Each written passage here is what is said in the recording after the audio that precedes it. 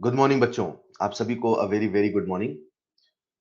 सभी को a very good morning. खुशी विजय बेटा, सभी को a very very good morning. Alright, screen पे आप सबको होमवर्क दिख रहा होगा। सबसे पहले नेक्स्ट क्लास का होमवर्क लिख ले। सबसे पहला आपका होमवर्क रहेगा नेक्स्ट क्लास का, रिवाइज लेक्चर 8 ऑफ थर्मो, मतलब आज का लेक्चर। उसके बाद इलस्ट्रेशन सॉल्व करिएगा 51 तक, beginner box up to 8, exercise 1 up to 133। Exercise 3 के कुछ सिलेक्टेड प्रॉब्लम है। जो 9th वाला प्रॉब्लम है, इसमें एक इलेक्ट्रो का फॉर्मूला यूज होता है। अगर किसी को याद हो तो उसे करिएगा, नहीं याद हो तो रहने दीजिएगा, मैं इसे डिस्कशन में लूंगा, ठीक है। जो 9th वाला प्रॉब्लम है उसमें इलेक्ट्रो का एक फॉर्मूला इस्तेमाल होता है, एफिशिएंसी ऑफ फ्यूल सेल वाला। अगर किसी को याद है तो वो कर सकता है, नहीं तो स्किप कर सकता है, ठीक है। जैसा कि आप सबको पता है कि जब भी आप होमवर्क करें तो होमवर्क करते समय सीक्वेंस को जरूर मेंटेन रखें। जिस सीक्वेंस में आपको होमवर्क दिया गया है इसी सीक्वेंस में करें। सीक्वेंस बिगाड़ के होमवर्क नहीं करना, आगे पीछे नहीं करना है। जब आप ये सारा होमवर्क कर लेंगे तो एक होमवर्क आपको हमने रिवीजन का दे रखा है, आयनिक इक्विलिब्रियम को रिवाइज करना है, केवल थ्योरी रिवाइज करना है फ्रॉम हैंडआउट, ठीक है। तो हैंडआउट से बच्चों आप सबको थ्योरी रिवाइज करना है, एक बार रिवीजन करना है। मुझे उम्मीद है आप सबको याद होगा, ठीक है। थर्मोडायनेमिक्स के ड्राइव पे थर्मल फिजिक्स डल गया है, क्या कह रहे हो आर्यांश? आर्यांश बेटा, एक बच्चा कह रहा है सर थर्मोडायनेमिक्स के ड्राइव पे थर्मल फिजिक्स डल गया है, कुछ भी कह रहा है। ओके, ठीक है, तो चलिए शुरू करते हैं हमारी आज की क्लास, है ना। हाँ, मतलब वही होता है ना कि कुछ बच्चे कुछ भी लिखते रहते हैं। वो कह रहा है सर थर्मोडायनेमिक्स की ड्राइव में थर्मल फिजिक्स डल गया है। ऑल राइट, तो चलिए शुरू कर रहे हैं हमारी हमारी आज की क्लास, ठीक है। लास्ट क्लास में हम लोग बात कर रहे थे इंथैल्पी ऑफ फॉर्मेशन पे। उसके सीक्वेंस में कुछ एक सवाल और है जो मैं कुछ देर में कराऊंगा, ठीक है। मतलब वहां पे जो सवाल है वो मैं कुछ देर में अभी आपको कराता हूं। उसके पहले हम लोग एक इंथैल्पी को और पढ़ लेते हैं बच्चों। जैसा कि आप सबको याद है, मैं बार बार कह रहा हूं कि पूरी थर्मोकेमिस्ट्री में मैं आपको 3 कंसेप्ट बताऊंगा। सबसे पहले मैंने कहा जो डेल्टा एच है वो एक एक्सटेंसिव प्रॉपर्टी है, जैसा रिएक्शन के साथ वैसा डेल्टा एच के साथ। दूसरा कंसेप्ट मैंने आपसे कहा कि 3 जगह फॉर्मूले लगाएंगे, 3 जगह फॉर्मूले लगाएंगे और बाकी जगह दिमाग लगाएंगे। फॉर्मूले 3 जगह जहां जहां लगाएंगे उनमें सबसे पहला इंथैल्पी ऑफ फॉर्मेशन आ चुका है। कल मैंने आपको बताया था, अगर किसी सवाल में इंथैल्पी ऑफ फॉर्मेशन का डाटा दिया है, राइट, इंथैल्पी ऑफ फॉर्मेशन का डाटा दिया है, किसका डाटा दिया है? इंथैल्पी ऑफ फॉर्मेशन का डाटा क्या दिया है मैटर ये करता है, पूछा क्या है मैटर नहीं करता है, राइट। हम 3 जगह फॉर्मूला लगाएंगे। अगर डाटा फॉर्मेशन का दिया हो तो फॉर्मूला लगाना, अगर डाटा कंबशन का दिया हो तो फॉर्मूला लगाना, अगर डाटा बॉन्ड एनर्जी का दिया हो तो फॉर्मूला लगाना, नहीं तो दिमाग लगाना। बच्चों, आज मैं आपके सामने एक नया कंसेप्ट लेके आया हूं जिसका नाम है इंथैल्पी ऑफ कंबशन। सबसे पहले हम कंबशन के मतलब को समझते हैं। थर्मोडायनेमिक्स ने, थर्मोकेमिस्ट्री ने कंबशन को कैसे डिफाइन किया पहले ये समझते हैं।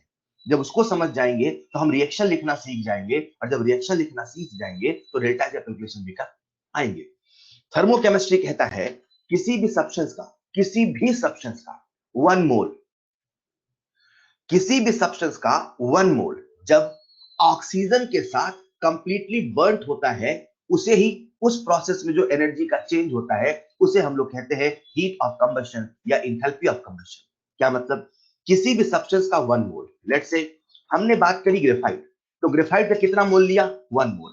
बच्चों एक चीज गौर करिएगा, कल जब हम इंथैल्पी ऑफ फॉर्मेशन पढ़ रहे थे तो जिसे बना रहे थे वो 1 मोल होना चाहिए, आज जो जल रहा है वो 1 मोल होना चाहिए। मेरी बात को गौर करिएगा। कल जब हम इंथैल्पी ऑफ फॉर्मेशन पढ़ रहे थे तो कल की क्लास में जिसे हम बना रहे थे उसका 1 मोल होना चाहिए था। आज किसी का कंबशन हो रहा है तो जिसका कंबशन हो रहा है वो 1 मोल होना चाहिए। 1 मोल के लिए ही सारी डेफिनेशन डिफाइन है, बस फर्क इतना है कि 1 मोल किसका लेना है। कल फॉर्मेशन में जो फॉर्म हो रहा था उसका 1 मोल होना चाहिए और आज कंबशन में जो कंबस्ट हो रहा है, जो बर्न हो रहा है, जो ऑक्सीडाइज हो रहा है उसका 1 मोल होना चाहिए। आखिर कंबशन का मतलब क्या होता है? थर्मोडायनेमिक्स कहता है जब किसी भी 1 मोल का, किसी भी सब्सटेंस के 1 मोल का ऑक्सीजन के सफिशिएंट सप्लाई के साथ कंप्लीट ऑक्सीडेशन होता है। कार्बन का ऑक्सीडेशन नंबर यहाँ पे 0 है और यहाँ पे कार्बन का ऑक्सीडेशन नंबर +4 है। और आप सभी को अगर याद है तो ठीक, नहीं तो जान लो, कार्बन का मैक्सिमम पॉसिबल ऑक्सीडेशन नंबर है 4, क्योंकि कार्बन अपने मैक्सिमम पॉसिबल ऑक्सीडेशन स्टेट में है। इसका मतलब यह हुआ कि जो कार्बन है वो कंप्लीटली कंबस्ट हुआ।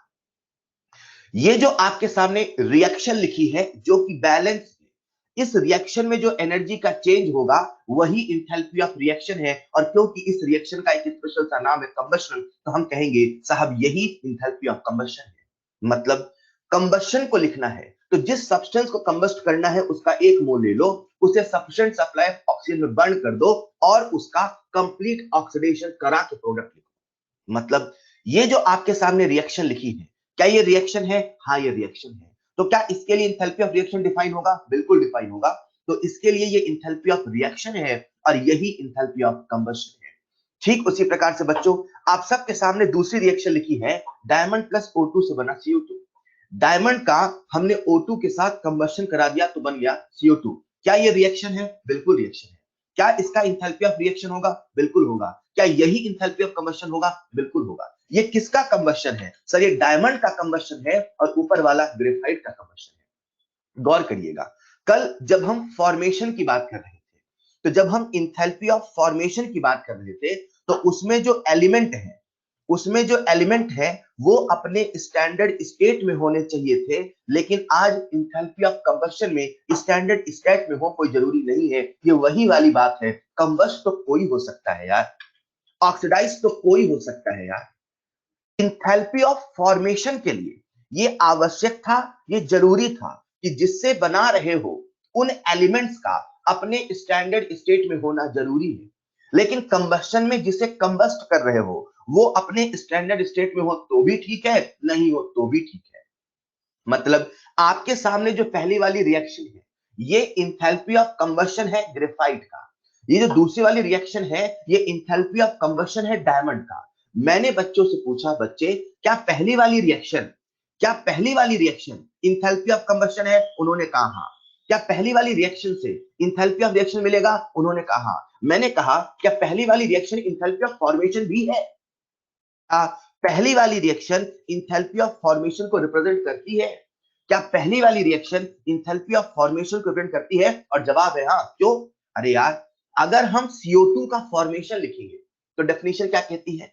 किसी भी सब्सटेंस का फॉर्मेशन लिखने के लिए उसके कॉन्स्टिट्यूएंट एलिमेंट यानी कि कार्बन और ऑक्सीजन का अपने स्टैंडर्ड स्टेट में होना जरूरी है। तो जब आप CO2 बनाओगे तो C graphite plus O2 gas से CO2 गैस ही तो बनाओगे। क्या ये फॉर्मेशन है? हाँ ये फॉर्मेशन भी है। क्या ये कंबशन है? हाँ ये कंबशन भी है। क्या ये इंथैल्पी ऑफ रिएक्शन है? हाँ ये रिएक्शन भी है। मेरा अगला सवाल ध्यान से सुनना, ये जो पहली रिएक्शन बच्चों आपके सामने लिखी है ये किसके कंबशन को रिप्रेजेंट कर रही है? ये किस एलिमेंट का इंथैल्पी ऑफ कंबशन है? ये जो पहली रिएक्शन है ये किसके कंबशन को रिप्रेजेंट कर रही है? ये जो पहली रिएक्शन है ये किसके कंबशन को रिप्रेजेंट कर रही है? और जवाब है ग्रेफाइट। पहली रिएक्शन ग्रेफाइट की कंबशन है, लेकिन वहीं पे मैं आपसे दूसरा सवाल पूछता हूं, ये पहली रिएक्शन किसके फॉर्मेशन को रिप्रेजेंट कर रही है? फॉर्मेशन किसका है? ये किस सब्सटेंस के फॉर्मेशन को रिप्रेजेंट कर रही है? और जवाब है CO2। ये जो पहली रिएक्शन है ये इंथैल्पी ऑफ कंबशन भी है, ये इंथैल्पी ऑफ रिएक्शन भी है, ये इंथैल्पी ऑफ फॉर्मेशन भी है, क्योंकि जो कांस्टेंट एलिमेंट है वो अपने स्टैंडर्ड स्टेट में है। हाँ ये ग्रेफाइट का कंबशन है, हाँ ये CO2 का फॉर्मेशन है। बच्चों मेरा अगला सवाल आप सबसे, ये जो दूसरी रिएक्शन आपके सामने लिखी है, क्या ये इंथैल्पी ऑफ रिएक्शन है? हाँ सर, रिएक्शन है तो इंथैल्पी ऑफ रिएक्शन तो है, बैलेंस है तो इंथैल्पी ऑफ रिएक्शन तो है।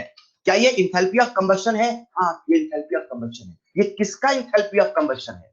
ये किसका इंथैल्पी ऑफ कंबशन है? And the correct answer is ये डायमंड का इंथैल्पी ऑफ कंबशन है। बहुत बढ़िया। क्या ये इंथैल्पी ऑफ फॉर्मेशन को रिप्रेजेंट कर रही है? क्या ये इंथैल्पी ऑफ फॉर्मेशन को रिप्रेजेंट कर रही है? क्या ये इंथैल्पी ऑफ फॉर्मेशन को रिप्रेजेंट कर रही है? और जवाब है ना। क्यों ना सर? क्योंकि CO2 के फॉर्मेशन के लिए उसके जो कॉन्स्टिट्यूएंट एलिमेंट है वो अपने स्टैंडर्ड स्टेट में होने चाहिए, मतलब कि कार्बन डायमंड नहीं ग्रेफाइट होना चाहिए।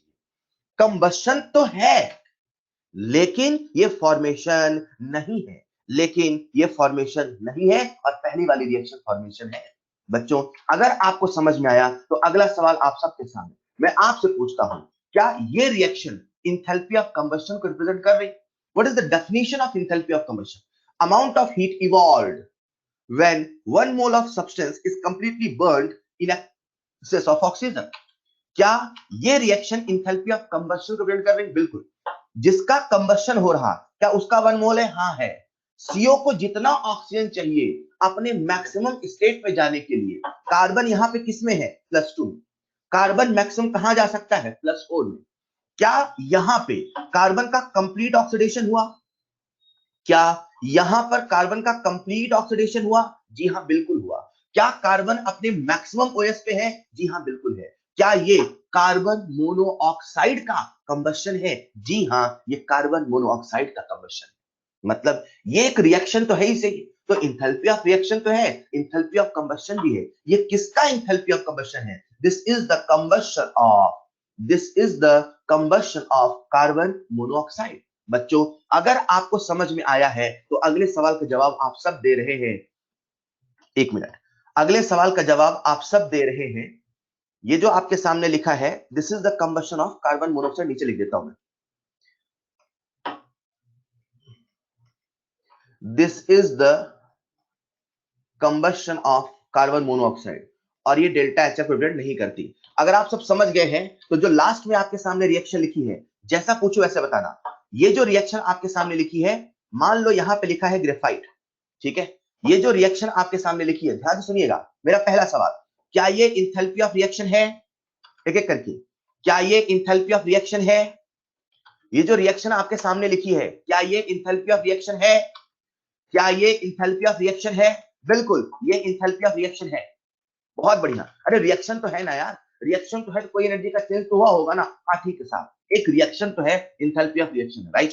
मेरा अगला सवाल, मेरा अगला सवाल बच्चों, मेरा अगला सवाल, क्या ये ग्रेफाइट का, क्या ये ग्रेफाइट का कंबशन है? क्या ये ग्रेफाइट का कंबशन है? क्या ये कार्बन ग्रेफाइट का कंबशन है? क्या ये डेल्टा HC है?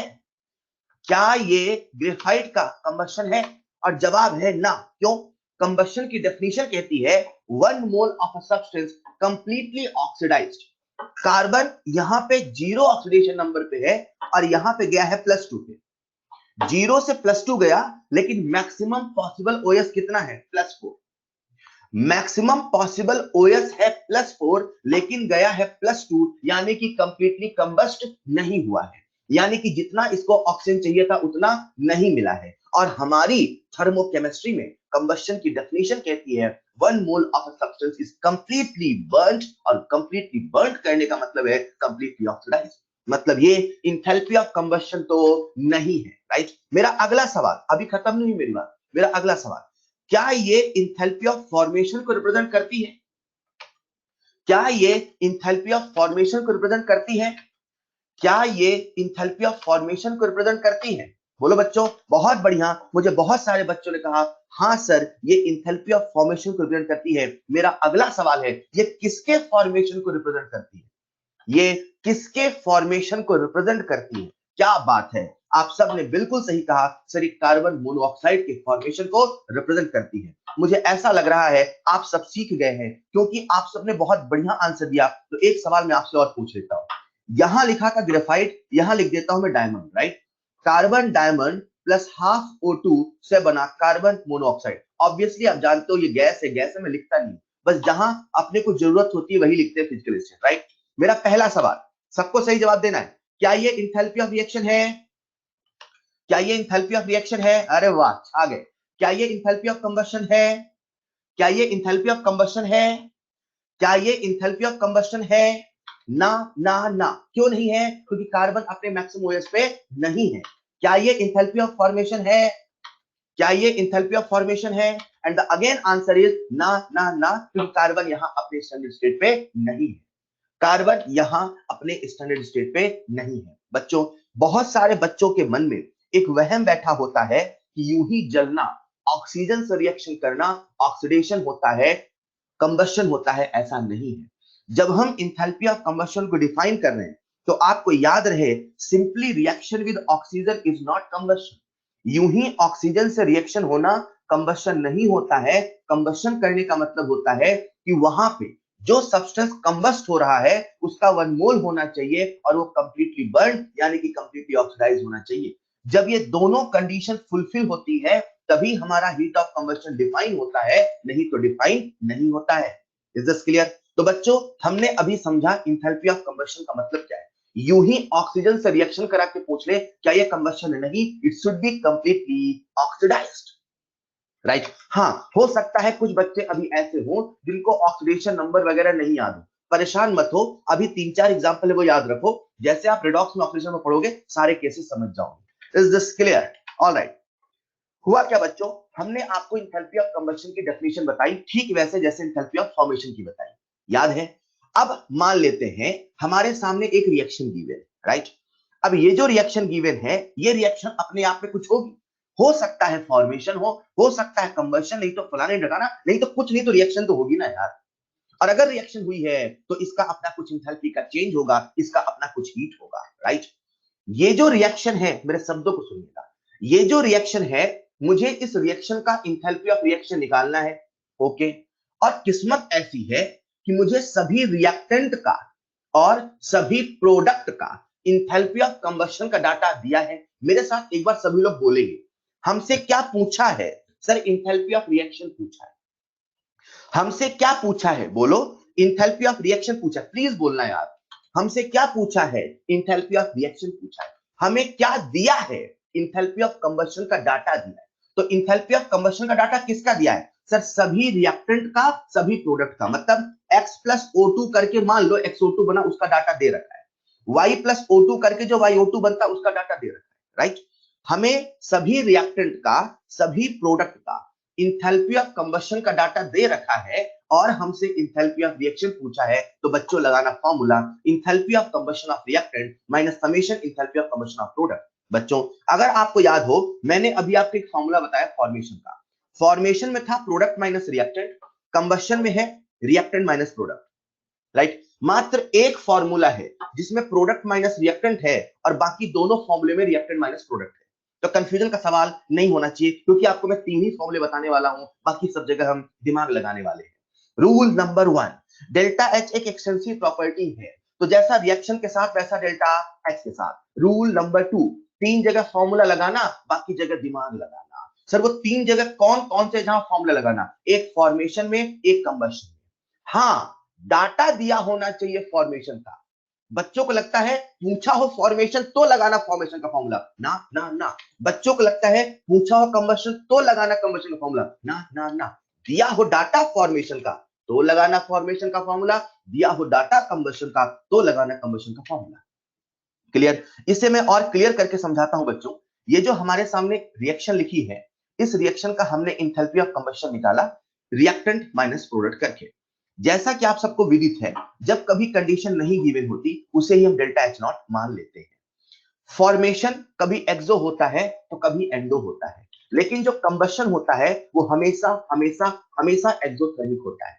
आप हमसे इक्विलिब्रियम में पूछा करते थे, सर हमें कैसे पता चलेगा कौन सी रिएक्शन कब एंडोथर्मिक है, कौन सी रिएक्शन कब एक्सोथर्मिक है? वैसे तो ऑर्गेनिक इनऑर्गेनिक केमिस्ट्री पढ़ के सब पता चलता है, लेकिन थोड़ा थोड़ा हिंट यहाँ थर्मोकेमिस्ट्री मिल जाता है। जैसे मैंने आपको बता दिया फॉर्मेशन कैसा होता है, उसी प्रकार से याद रखना है कोई भी कंबशन रिएक्शन होगी, कंबशन रिएक्शन ऑलवेज एक्सोथर्मिक होता है। Is this clear? Combustion reaction always exothermic होता है। यहां पे एक टर्म इस्तेमाल होता है जिसका नाम है कैलोरीफिक वैल्यू। देखो होता क्या है, जो फ्यूल होते हैं, है ना, फ्यूल को जब आप कंबस्ट करते हो तो फ्यूल भी क्या होता है, ऑक्सीजन की प्रेजेंस में कंबस्ट होता है और वहां से एनर्जी रिलीज होती है। अब मान लो आपके सामने केरोसिन है, पेट्रोल है, so you all better know कि केरोसिन और पेट्रोल की जो फ्यूल एफिशिएंसी है दोनों की इक्वल नहीं है। मतलब उतने ही अमाउंट से, मान लो 1 लीटर आप केरोसिन ले लो और 1 लीटर आप पेट्रोल ले लो, तो 1 लीटर दोनों से आपको इक्वल अमाउंट ऑफ एनर्जी नहीं मिलने वाली। मतलब कोई फ्यूल ऐसा होता है जो ज्यादा एनर्जी देता है फॉर द सेम अमाउंट, और कोई फ्यूल ऐसा होता है जो कम एनर्जी देता है for the same amount. Fuel की ताकत को मेजर करने के लिए, फ्यूल की फ्यूल वैल्यू को मेजर करने के लिए, फ्यूल की फ्यूल एफिशिएंसी को मेजर करने के लिए हमने एक टर्म डिफाइन किया है जिसका नाम है कैलोरीफिक वैल्यू। कैलोरीफिक वैल्यू का मतलब होता है किसी भी सब्सटेंस का 1 ग्राम कितना एनर्जी रिलीज कर रहा है, ये उसका कैलोरीफिक वैल्यू। हेलो, किसी भी सब्सटेंस का 1 ग्राम। फॉर एग्जाम्पल, हमने आपके सामने ग्रेफाइट का कंबस्शन लिखा तो सी ग्रेफाइट प्लस O2 से बना CO2, राइट। जब भी हम कंबस्शन लिख रहे हैं तो कार्बन कितने मोल है? 1 मोल। 1 मोल का मतलब क्या है? 12 ग्राम। बोलो हाँ या ना। पल भर के लिए मान लो ये जो आपके सामने रिएक्शन लिखी है इसका डेल्टा एच है -393 किलोजूल पर मोल, राइट। इस रिएक्शन का डेल्टा एच है -393 किलोजूल पर मोल। ये कहने का मतलब क्या है सर? ये कहने का मतलब है कि जब कार्बन का 1 मोल कंप्लीटली कंबस्ट होगा तो उसमें से इतनी एनर्जी रिलीज होगी। सही बात है। तो अपन ये भी तो कह सकते हैं सर 1 मोल से इतना, तो ये भी तो कह सकते हैं 12 ग्राम से 393 एनर्जी रिलीज। बच्चों सुनिएगा, माइनस साइन हम यहाँ पे ये कहने के लिए लगाते हैं कि एनर्जी रिलीज हुई है। माइनस साइन का मतलब है मात्र ये सिग्निफिकेंस, मात्र ये लैंग्वेज की एनर्जी रिलीज हुई है। अगर कोई आपसे पूछे ऐसा कि बेटा 12 ग्राम से कितनी एनर्जी मिली, तो -393 नहीं बोलोगे। 12 ग्राम से कितनी एनर्जी मिली? 393। तो सर माइनस साइन क्यों लगा रहे? बताने के लिए एनर्जी रिलीज हुई, राइट। तो मिली कितनी है अपने को? 393। तो 12 ग्राम से कितनी एनर्जी मिली है? 393 किलो जूल। तो अब आप मुझे कॉमन सेंस से बताओ, 12 ग्राम से अगर हमें 393 मिली है तो 1 ग्राम से कितनी मिलेगी? बोलो 1 ग्राम से कितनी मिलेगी? बोलो 393 अपॉन 12 किलो जूल, हाँ या ना। किसी भी सब्सटेंस के, किसी भी सब्सटेंस के 1 ग्राम से हमें कितनी एनर्जी मिलती है, यही उसकी कैलोरीफिक वैल्यू होती है। जनरली कैलोरीफिक वैल्यू फ्यूल के लिए इस्तेमाल होता है, तो कुछ नहीं करना, enthalpy of combustion upon molecular weight करना, जैसे हमने यहां किया था 393 अपॉन 12। जो 12 है वो कार्बन का एटॉमिक वेट है कि नहीं? कोई फ्यूल होगा तो मॉलिक्यूलर वेट, एटम है तो एटॉमिक वेट। तो बच्चों याद ये रखना है कि कैलोरीफिक वैल्यू हमें फ्यूल के लिए इस्तेमाल करना पड़ता है, और फ्यूल की एफिशिएंसी बताने के लिए हम लोग कैलोरीफिक वैल्यू निकालते हैं। Delta H combustion upon molecular weight, यही होता है उसका कैलोरीफिक वैल्यू। मैं आपसे कॉमन सेंस का सवाल पूछ रहा हूं। मान लो एक फ्यूल ए है और एक फ्यूल बी है, राइट। ए के 1 ग्राम से, ए के 1 ग्राम से हमें 100 किलो जूल एनर्जी मिलती है, और बी के 1 ग्राम से हमें 200 किलो जूल एनर्जी मिलती है। माय क्वेश्चन नंबर 1, क्या 100 किलो जूल और 200 किलो जूल ए और बी का कैलोरीफिक वैल्यू है? क्या 100 किलो जूल और 200 किलो जूल ए और बी का कैलोरीफिक वैल्यू है? एग्जैक्टली सर, 1 ग्राम की जो एनर्जी होती है वही तो कैलोरीफिक वैल्यू होती है। 1 ग्राम की जो एनर्जी होती है रिलीज, वही तो कैलोरीफिक वैल्यू होती है। मेरा अगला सवाल, ए और बी में अगर आपको कल को खरीदना पड़ा तो आप किसे खरीदोगे? ए को खरीदोगे कि बी को खरीदोगे? अगर आपको पैसे देके खरीदने पड़े और दोनों की कीमत बराबर है लेट्स से, तो आप किसे खरीदोगे? सर बी को। बी को क्यों खरीदोगे? सर बी के कम अमाउंट से हमें ज्यादा एनर्जी मिल रही। कहीं ना कहीं आप ये कहना चाहते हैं सर कैलोरीफिक वैल्यू जितनी ज्यादा होगी वो फ्यूल उतना अच्छा होगा, उसकी एफिशिएंसी उतनी ज्यादा होगी। बच्चों आपको याद रखना है कि किसी भी फ्यूल की जो एफिशिएंसी होती है वो कैलोरीफिक वैल्यू पे डिपेंड करती है, और कैलोरीफिक वैल्यू जितनी ज्यादा होती है वो फ्यूल उतना अच्छा होता है, उससे गाड़ी उतनी अच्छी चलती है। मैं आपको एक मजे की बात बताऊं, सबसे ज्यादा कैलोरीफिक वैल्यू ऐसे किसी फ्यूल की है तो वो है हाइड्रोजन की, उसकी कैलोरीफिक वैल्यू है 150 kilojoule per gram. This is the maximum possible calorific value. इसीलिए कहते हैं कि अगर गाड़ी में एक बार हाइड्रोजन गैस भर दो तो वो न जाने कितने सालों तक चलती रहेगी। हाँ, ये बात अलग है कि हमारे पास अभी ऐसी टेक्नोलॉजी नहीं है कि हम हाइड्रोजन से वैसा सिस्टम बना पाए कि इंजन को चलाते रहे। लेकिन अगर हाइड्रोजन आ गया तो पेट्रोल और डीजल की आवश्यकता नहीं पड़ेगी और वो चलती रहेगी, क्योंकि इसकी कैलोरीफिक वैल्यू बहुत ज्यादा है, राइट। हाइड्रोजन की कैलोरीफिक वैल्यू सबसे ज्यादा है। ये मैंने आपको एक फैक्ट बताया है, इसे याद रखना है। बच्चों सबसे पहले मैंने आपको कंबशन को डिफाइन करके बताया, कंबशन के बारे में कैसे रिएक्शन लिखते हैं उस पर बात करी, कैलोरीफिक वैल्यू पे बात करी। आइए कुछ करते हैं सवाल। आप सबके सामने है स्क्रीन पे पहला सवाल, फटाफट करेंगे आप, फटाफट। ये जो C6H12O6 है यही ग्लूकोज है, आप सब अच्छे से जानते हैं ग्लूकोज, और इसका मॉलिक्यूलर वेट होता है 180 फटाफट मुझे बताओ सवाल आपसे क्या पूछा है, कैसे निकालेंगे? क्या बात है, बहुत बढ़िया। कैलकुलेशन मिस्टेक नहीं करो बच्चों प्लीज, कैलकुलेशन मिस्टेक नहीं करें प्लीज। सवाल हमसे पूछा कैलोरीफिक वैल्यू है, अरे कैलोरीफिक वैल्यू का मतलब क्या है?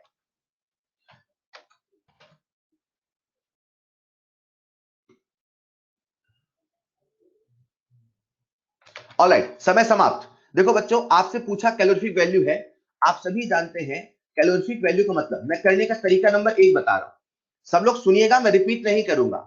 कैलोरीफिक वैल्यू का मतलब होता है delta H combustion upon molecular weight. तो डेल्टा एच कंबशन कितना है? 2900। बच्चे मुझसे बोलते हैं सर यार वो माइनस है, आप माइनस साइन क्यों नहीं लगा रहे? बेटा माइनस साइन मात्र ये बताने के लिए है कि एनर्जी रिलीज हुई है यार। कोई मुझसे पूछे कितनी एनर्जी मिली तो क्या बोलोगे? माइनस। अरे माइनस एनर्जी कैसे मिलती है? मिली है तो मिली है, नहीं मिली तो जीरो। माइनस साइन महज ये बताने के लिए है कि यहाँ पे एनर्जी रिलीज हुई है। What is the value of energy found, energy obtained 2900 kilo joule. चाहे ऐसे याद रखो, चाहे वही रट्टा मारने की आदत है तो ऐसे याद रखो कि जब भी कैलोरीफिक वैल्यू निकालते हैं उसमें डेल्टा कंबशन का मॉड रखते हैं, राइट? तो कितना हो जाएगा बच्चों? 2900 अपॉन 180। जब आप सॉल्व करेंगे तो कितना आता है? 16.1 के आसपास। तो मुझे बता दे एग्जैक्टली कितना आ रहा है? 16.1 किलो जूल पर ग्राम। ऑलराइट, 16.1 किलोजूल पर ग्राम, राइट? चाहे ऐसे कर लो चाहे ऐसे कर लो, कैसे कर लो सुनना ध्यान से। ये C6H12O6 है क्या? हाँ, फील भी जरूरी है, उससे सवाल समझ में ज्यादा आता है। आप क्या कहोगे? इसका इंथैल्पी ऑफ कंबशन है 2900 किलोजूल पर मोल, मतलब ग्लूकोज के एक मोल से एनर्जी मिलती है 2900 किलोजूल। इसका मतलब 180 ग्राम से एनर्जी मिलती है 2900 किलोजूल। इसका मतलब 1 ग्राम से एनर्जी मिलेगी 2900 अपॉन 180 किलोजूल, जो कि कितना आएगा? 16.1 किलोजूल पर ग्राम। बच्चों कैलोरीफिक वैल्यू बहुत आसानी से अपन निकाल सकते हैं, बस याद होना चाहिए होता क्या है। अगला सवाल आपके सामने स्क्रीन पर, which of the following chemical reaction defines the enthalpy of combustion correctly? इनमें से कौन सी रिएक्शन इंथैल्पी ऑफ कंबशन को करेक्टली डिफाइन कर रही है? यहां पे फिजिकल स्टेट नहीं लिखा, सिंपल कार्बन लिखा है, तो जिसका भी लिखना हो उसका आप लिख सकते हो अपने हिसाब से। Which of the following reaction defines enthalpy of combustion correctly? बहुत बढ़िया, पूरी क्लास ने सही आंसर दिया है। शायद मैं हमेशा क्लास में कहता हूं बच्चों से, एक दिन ऐसा आए जब क्लास के सभी बच्चों से सवाल बन जाए, लगता है वो दिन आ गया। आज सभी बच्चों से सवाल बन गया, आप सब छा गए यार। आज सभी बच्चों से सवाल बन गया and the correct answer is option number 4। I hope मुझे समझाने की आवश्यकता नहीं है हाँ कि क्यों ऐसा है। जो पहली रिएक्शन है, एक बार सुन लो मेरे साथ ध्यान से बच्चों और बताते चलना। जो पहली रिएक्शन है, क्या वो इंथैल्पी ऑफ कंबशन है? नहीं सर, इंथैल्पी ऑफ कंबशन नहीं है। पर क्या वो इंथैल्पी ऑफ रिएक्शन है? हाँ, इंथैल्पी ऑफ रिएक्शन तो है, राइट? वो इंथैल्पी ऑफ रिएक्शन तो है।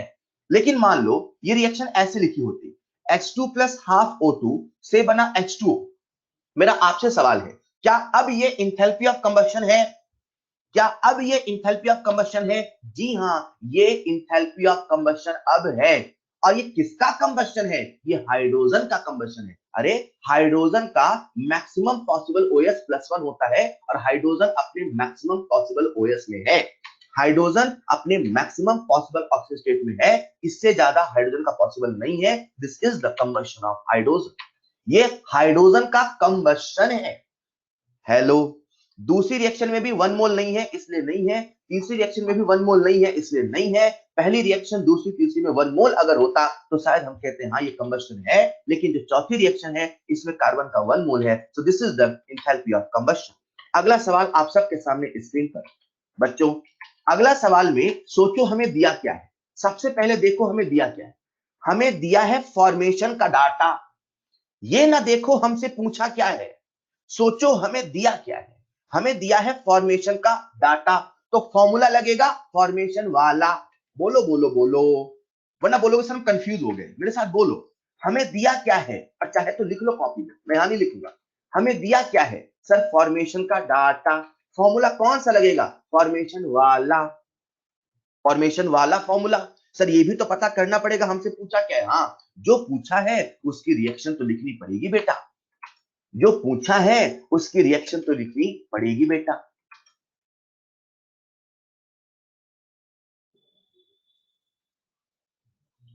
अशरफ क्या बोल रहे हो आप बेटा, मैं समझा नहीं।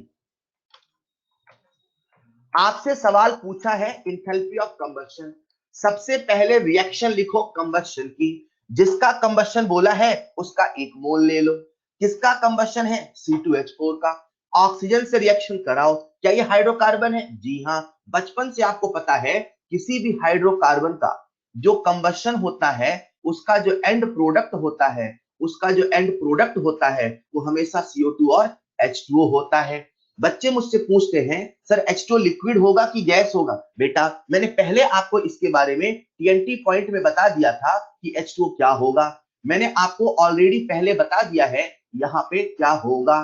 कुछ ना लिखा हो तो H2O लिक्विड होगा, टेम्परेचर हाई हो तो H2O गैस होगा, टेम्परेचर लो हो तो H2O लिक्विड होगा। फिलहाल सवाल में टेम्परेचर की बात नहीं की है तो H2O लिक्विड होगा। हमने कंबशन की रिएक्शन लिख ली, हमने कंबशन की रिएक्शन लिख ली। सोचो हमसे क्या पूछा है, सर हमसे इस रिएक्शन की इंथैल्पी ऑफ रिएक्शन पूछा है, और मजे की बात है रिएक्शन इंथैल्पी ऑफ कंबशन के बराबर है। हेलो, खेल खत्म। सबसे पहले सोचो हमसे क्या पूछा है, सर इंथैल्पी ऑफ कंबशन। हमें क्या दिया है, इंथैल्पी ऑफ फॉर्मेशन। फॉर्मूला लगाए कि दिमाग, सर फॉर्मूला। फॉर्मेशन का डाटा दिया हो, फॉर्मूला। कंबशन का डाटा दिया हो, फॉर्मूला।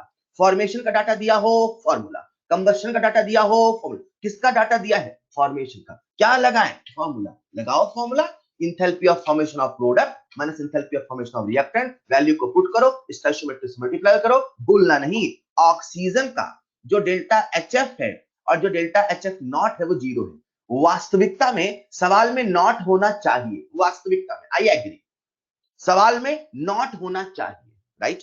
तो आप ऐसा इमेजिन कर लो कि सवाल हमसे नॉट बोल रहा है तो O2 का जो नॉट है वो 0 लेंगे और इसे सॉल्व करेंगे। लेकिन एग्जाम में ऐसे भी सवाल आए हैं जब नॉट नहीं लिखा था, लेकिन हमने ऑक्सीजन या किसी भी एलिमेंट के स्टैंडर्ड स्टेट में जो प्रेजेंट था उसके डेल्टा एचएफ को 0 माना। तो दिमाग में क्लियर करना है, जो भी अपने स्टैंडर्ड स्टेट में है ना, जरूरत पड़े तो डेल्टा एचएफ को 0 मान लेंगे, जरूरत पड़े तो डेल्टा एचएफ नॉट को मान लेंगे। वैसे रूल है डेल्टा एचएफ नॉट 0 होता है। क्लियर। इसको आप सॉल्व करेंगे बच्चों, सारी वैल्यू को पुट करेंगे, आंसर आपके सामने है -1412 किलोजूल पर मोल। यही इंथैल्पी ऑफ रिएक्शन है, यही इंथैल्पी ऑफ कंबशन है। हेलो, फॉर्मेशन का डाटा दिया हो तो फॉर्मूला लगाना, कंबशन का डाटा दिया हो तो फॉर्मूला लगाना, बॉन्ड एनर्जी का डाटा दिया हो तो फॉर्मूला लगाना, नहीं तो दिमाग लगाना, नहीं तो दिमाग लगाना। हाँ, कैलकुलेशन थोड़ा सा करना पड़ा होगा। ऑलराइट, आप सबके सामने स्क्रीन पर है अगला सवाल। सोचो हमें क्या दिया है, हमसे क्या पूछा है। मैंने सवाल को मिक्स कर दिया। सोचो हमें क्या दिया है, हमसे क्या पूछा है, डाटा किसका दिया है। एक बार मुझे समझाने दो, सब लोग मेरे साथ करना। हमसे क्या पूछा है, हमसे सर इंथैल्पी ऑफ फॉर्मेशन पूछा है, तो फॉर्मेशन की रिएक्शन लिख ले, हाँ लिख लेते हैं। जो पूछा है पहले उसकी रिएक्शन लिखो। कभी कभी सवाल में रिएक्शन गिवन होती है, जो पूछा है उसकी रिएक्शन हम लिख लेते हैं। तो जो पूछा है उसकी रिएक्शन यहां लिख रहा हूं मैं नीचे, ठीक है। हमसे क्या पूछा है, फॉर्मेशन ऑफ C2H2। तो जिसका पूछा है C2H2 का फॉर्मेशन लिखे, कार्बन से और हाइड्रोजन से। कार्बन क्या होना चाहिए, ग्रेफाइट। हालांकि किसी भी रिएक्शन में ग्रेफाइट नहीं लिखा है, तो आपके दिमाग में क्लियर हो, अब आप ढूंढते नहीं बैठोगे सर ग्रेफाइट नहीं लिखा है। सॉलिड लिखा है तो सॉलिड के फॉर्म में लेके चलना, ये सवाल करने की समझदारी होती है, राइट। कितने कार्बन है, 2 सर 2। कितने हाइड्रोजन है, 2 सर 1। ये रिएक्शन अपने को चाहिए, ये रिएक्शन अपने को चाहिए। हमें दिया क्या है, सर हमें कार्बन सॉलिड का इंथैल्पी ऑफ कंबशन दिया है, हमें हाइड्रोजन का इंथैल्पी ऑफ कंबशन दिया है, हमें C2H2 का इंथैल्पी ऑफ कंबशन दिया है। अरे मजा आ गया। क्या हमसे पूछा फॉर्मेशन है, डाटा दिया कंबशन का है। सर आपको कैसे पता चला कंबशन है, 1 मोल 1 मोल 1 मोल, 1 मोल 1 मोल 1 मोल, नहीं समझे। 1 मोल का कंबशन, 1 मोल का कंबशन, 1 मोल का, हमें डाटा किसका दिया है, कब, ये पहचानना पड़ता है। जो बच्चा पहचान लिया वो फॉर्मूला लगाता है, और जो नहीं पहचान पाया दिमाग लगाता है। मैं दोनों तरीके बता रहा हूं। हमसे पूछा क्या है, फॉर्मेशन, हमें दिया क्या है, कंबशन। अच्छा, ये इंथैल्पी ऑफ कंबशन ही तो है, अरे हाँ ये इंथैल्पी ऑफ कंबशन ही। तो दिमाग लगा कि फॉर्मूला, सर फॉर्मूला, डाटा दिया हो फॉर्मेशन का फॉर्मूला, डाटा दिया हो कंबशन का फॉर्मूला। क्या हमें कंबशन का डाटा दिया है, साहब दिया है, फॉर्मूला लगा, लगाओ। अब आप सबको पता है कि हमें फॉर्मूला कैसे लगाना है। सुनो ना, C2H2 का डाटा कंबशन का दिया है, H2 का डाटा कंबशन का दिया है, कार्बन का डाटा कंबशन का दिया है। मैं निकाल रहा हूं इंथैल्पी ऑफ रिएक्शन, जो कि फिलहाल है इंथैल्पी ऑफ फॉर्मेशन, बराबर होगा enthalpy of combustion of C2H2 minus enthalpy of combustion of hydrogen plus 2 into enthalpy of combustion of carbon. Raise your hand, किसको समझ में नहीं आया मैंने क्या किया।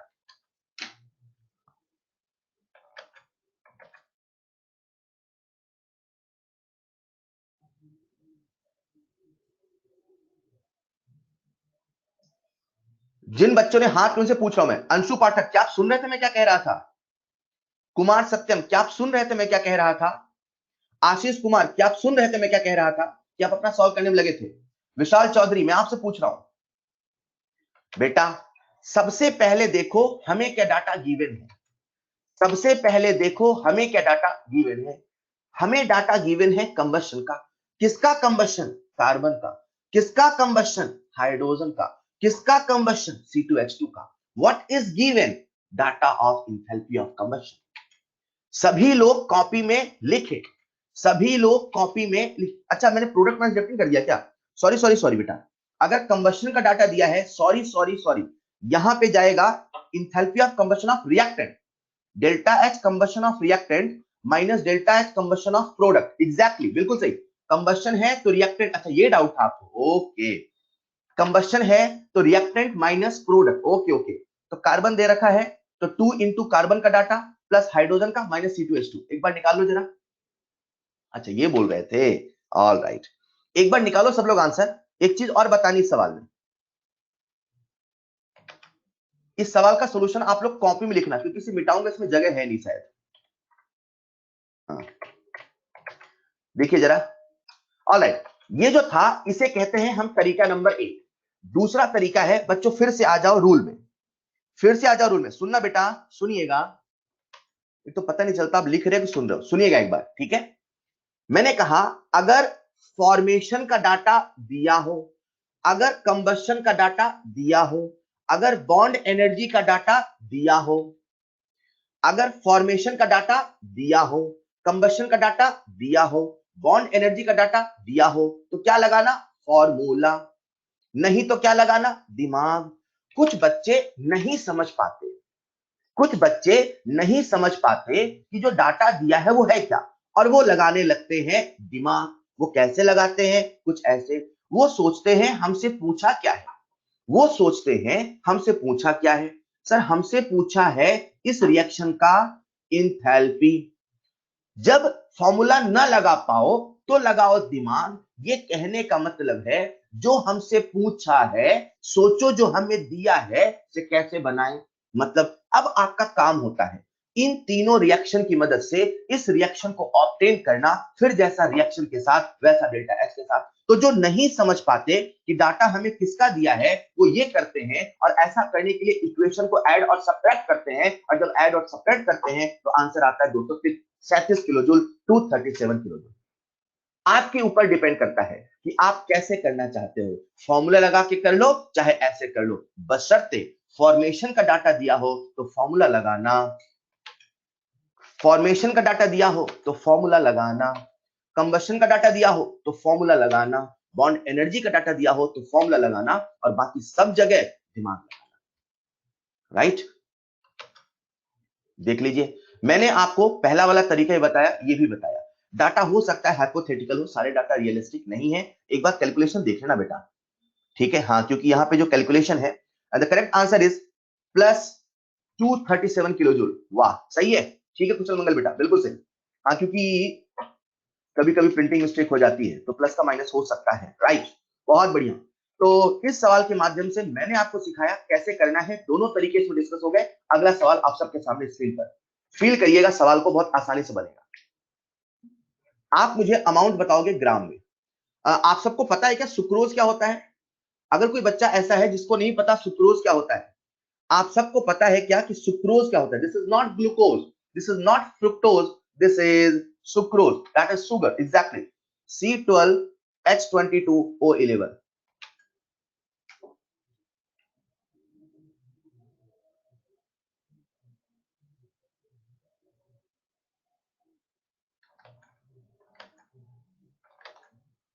फटाफट, बहुत बढ़िया कुशल बेटा, वेरी गुड, स्वागत, well done.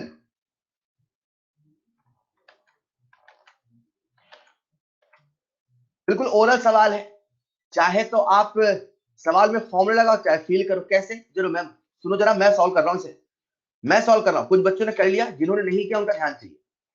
If the heat of combustion of sucrose is this, ये सुक्रोज का हीट ऑफ कंबशन है। ये कहने का मतलब क्या है सर? ये कहने का मतलब ये है कि 1 मोल सुक्रोज जब कंबस्ट होता है तो एनर्जी जो ऑब्टेन होती है, एनर्जी हमें जो मिलती है वो मिलती है 1435 किलो कैलोरी। 1 मोल सुक्रोज से इतनी एनर्जी मिलती है। तो हम कह सकते हैं 1 मोल यानी कि मॉलिक्यूलर वेट। सुक्रोज का मॉलिक्यूलर वेट कितना होता है बच्चों? What is the molecular weight of sucrose? एक बच्चा मुझसे पूछ रहा है, पताड़ू बताओ, सॉल्व करो जरा, कितना होता है? सॉल्व करो सभी लोग, नहीं निकाल लोगे क्या? 12 × 12 + 21 + 11 × 16। जब आप इसे सॉल्व करेंगे तो ये होना चाहिए 342, और आप सबको याद होना चाहिए। तो आप ऐसा भी कह सकते हैं सर, 340 ग्राम से 342 ग्राम से हमें एनर्जी मिलती है 1435 किलो कैलोरी। वो जो बंदा है उसे दिन भर में 2870 किलो कैलोरी चाहिए। 342 ग्राम से 1435 किलो कैलोरी एनर्जी मिलती है। मतलब आप ऐसा भी तो कह सकते हैं सर, 1435 किलो कैलोरी तब मिलती है जब 342 ग्राम खर्च होता है। तो 1 किलो कैलोरी तब मिलेगी जब 342 अपॉन 1435 ग्राम सुक्रोज बर्न होगा। तो 2870 कब मिलेगा सर? 342 अपॉन 1435 इंटू 2870 ग्राम। सॉल्व करना बहुत आसान है, सॉल्व करते तो कितना आता है? 684 gram of sucrose, 684 gram of sucrose. Oral सवाल था, बस सवाल को फील करना था। बच्चा समझ ले कि कंबशन ऑफ सुक्रोज का मतलब क्या है। कंबशन का मतलब होता है किसी सब्सटेंस के 1 मोल को जलाया तो कितनी एनर्जी मिली, 1 मोल को जलाया तो कितनी एनर्जी मिली। अगला सवाल आप सबके सामने स्क्रीन पर, इसका आंसर आप दे रहे हैं बिना किसी हिंट के। सोचो हमसे क्या पूछा है, हमें क्या दिया है। सोचो हमसे क्या पूछा है और हमें क्या दिया है।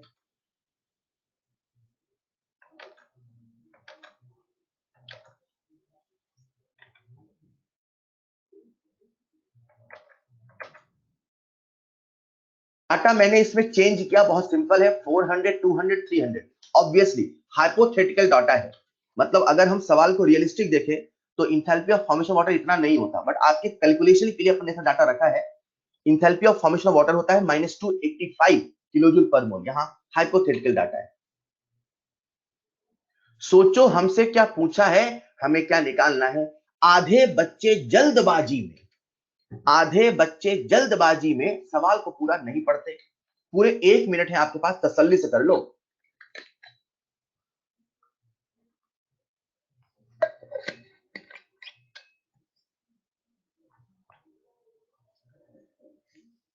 जी हाँ अभिषेक बेटा,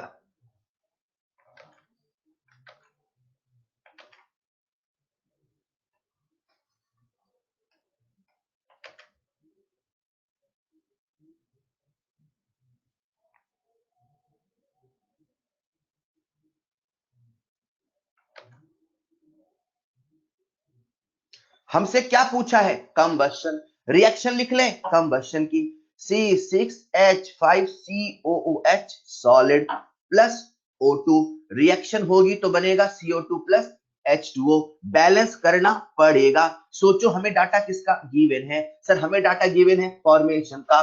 फॉर्मूला लगाएं कि दिमाग लगाएं? फॉर्मूला। इंथैल्पी ऑफ फॉर्मेशन मतलब प्रोडक्ट माइनस रिएक्टेंट। तो डेल्टा एच आर बराबर summation enthalpy of formation of product minus summation enthalpy of formation of reactant. Obviously O2 का कितना लेना है? 0। सबसे पहले जब आप इसको सॉल्व करते हैं बच्चों, तो रिएक्शन आपके सामने लिखी है, रिएक्शन को बैलेंस करते हैं, इससे आंसर आता है डेल्टा एच का -2300। But 2300 is not the correct answer. 2300 is not the correct answer. Hello, 2300 is not the correct answer. क्यों? सवाल आपसे पूछा है एट कांस्टेंट वॉल्यूम। तो हीट एट कांस्टेंट वॉल्यूम, बच्चों भूलना नहीं, डेल्टा ई होता है, डेल्टा एच नहीं होता। Heat at constant volume delta E होता है, डेल्टा एच नहीं होता। हाँ, लगभग 2300 आप बोलते तो भी मैं सही मानता, लेकिन मैक्सिमम बच्चों ने जो आंसर दिया है 2300 दिया है, ऑब्वियसली माइनस साइन के साथ, तो उन्होंने सवाल का सेकंड हिस्सा नहीं पढ़ा। तो बच्चों हमने यहां पर इस सवाल को सॉल्व किया और फिर नेक्स्ट स्टेप में फॉर्मूला लगाएंगे डेल्टा एच बराबर delta E plus delta N G R T, और यहां से डेल्टा ई कैलकुलेट करना। तो डेल्टा ई होगा delta H minus delta N G R T, right. Delta H की वैल्यू है -2300, एन जी निकाल ले, यह 7, यह सॉलिड तो काउंट नहीं होगा, लिक्विड काउंट नहीं होगा। डेल्टा एन जी की जो वैल्यू आएगी 7 माइनस 15/2, मतलब कितना आएगा? -Half, right. तो आप डेल्टा एन जी रखोगे तो plus half into R 8.314 into temperature है 300 केल्विन। देखो जरा टेम्परेचर कितना दे रखा था? 300 केल्विन, राइट। तो टेम्परेचर रखोगे 300 केल्विन, ये दे रखा है अपने पास 2300 किलो जूल। अगर आप सारा डाटा देखें kilo joule kilo joule kilo joule का है, तो यहां से जो आंसर आता है ये आता है किलो जूल में, तो इसी को भी कन्वर्ट करना पड़ेगा किलो जूल में। जब सॉल्व होता है तो लगभग कितना आंसर आता है, इसे एक बार आप चेक कर लीजिएगा, ठीक है। कुछ बच्चे मुझसे पूछ रहे हैं सर बैलेंसिंग कैसे की? बेटा बैलेंसिंग के लिए आप मुझे अलग से कॉल करना क्लास के बाद। दो बच्चों ने लिखा है सर बैलेंसिंग कैसे की? बेटा क्लास के बाद मुझे कॉल करिएगा, ठीक है, तब मैं बात करूंगा कैसे होगा इसमें। ओके, एक बार फिर से अपन सवाल को रिपीट करते हैं, कैसे सवाल को किया सभी लोग। बैलेंसिंग सही नहीं है क्या? एक बार चेक कर लो।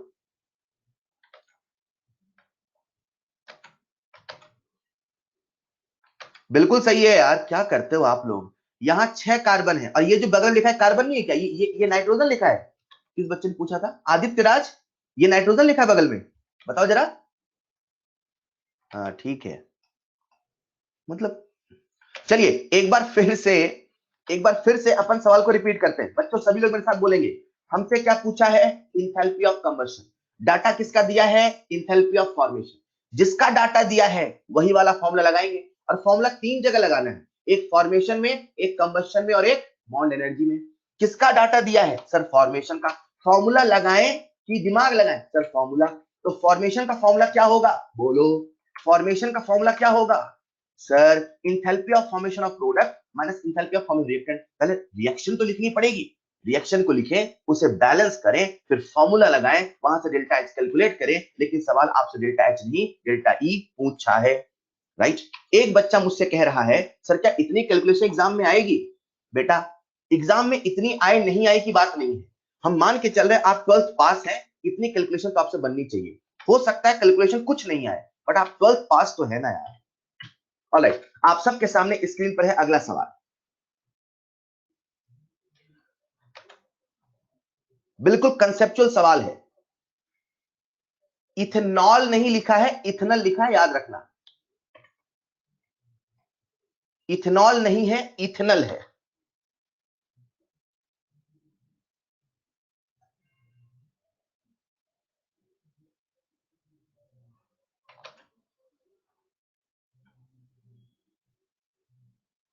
Bomb calorimeter, constant volume.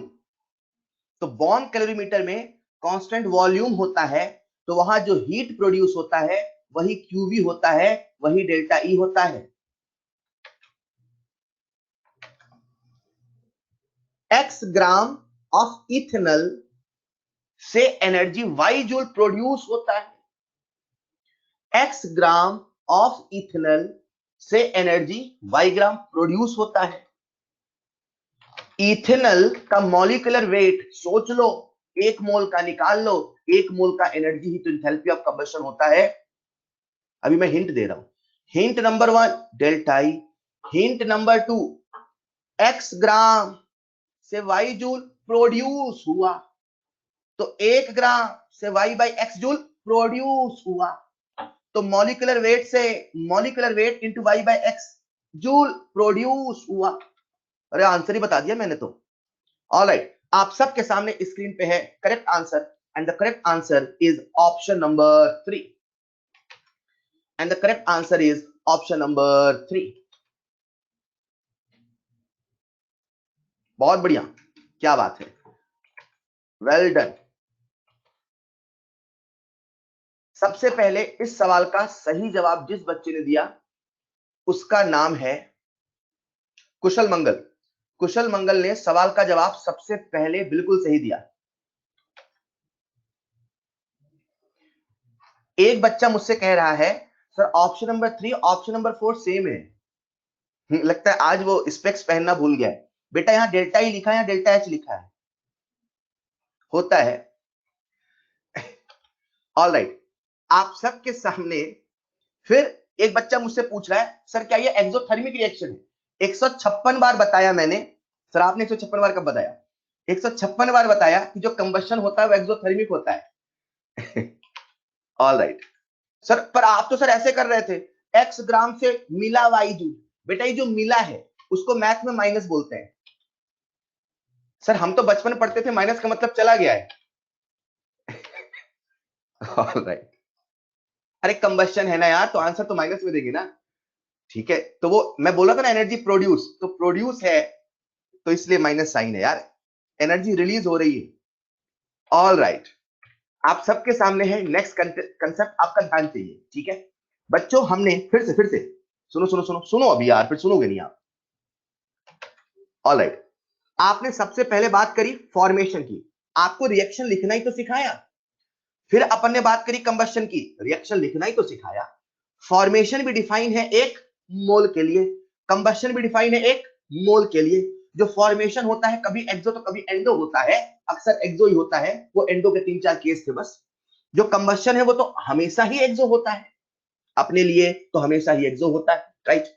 Next concept जो मैं आपसे डिस्कस करने वाला हूं उसका नाम है heat of neutralisation, that is enthalpy of neutralisation. Listen carefully, जो न्यूट्रलाइजेशन रिएक्शन होती है आप सबको पता है वो एसिड बेस की रिएक्शन होती है, लेकिन थर्मो ने कैसे डिफाइन किया, लिसन केयरफुली।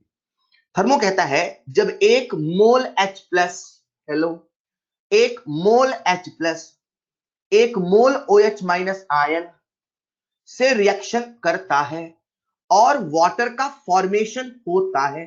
सर क्या ये भी फॉर्मेशन है? जी हां, ये भी वाटर का फॉर्मेशन है।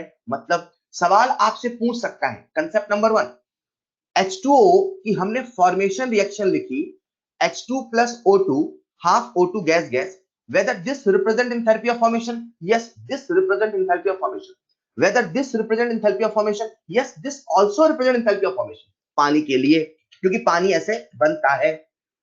थर्मोकेमिस्ट्री कहता है, थर्मोडायनेमिक्स कहता है जब जब 1 मोल H प्लस 1 मोल OH माइनस आयन से रिएक्शन करता है तब तब वाटर का फॉर्मेशन होता है, और ये जो वाटर का फॉर्मेशन होता है इसी में एनर्जी रिलीज होती है, इसी की जो हीट है, इसी की जो एनर्जी है वही डेल्टा एच न्यूट्रलाइजेशन है, वही डेल्टा एच न्यूट्रलाइजेशन है। लिसन केयरफुली, 1 मोल H प्लस 1 मोल OH माइनस आयन से जब जब रिएक्शन करेगा तब तब पानी बनेगा, और एज पर आर्रेनियस कंसेप्ट पानी का बनना मतलब न्यूट्रल का बनना होता है। तो न्यूट्रलाइजेशन का नाम क्यों पड़ा? क्योंकि H प्लस और OH माइनस आयन खत्म होकर वाटर बनना, न्यूट्रल बनना।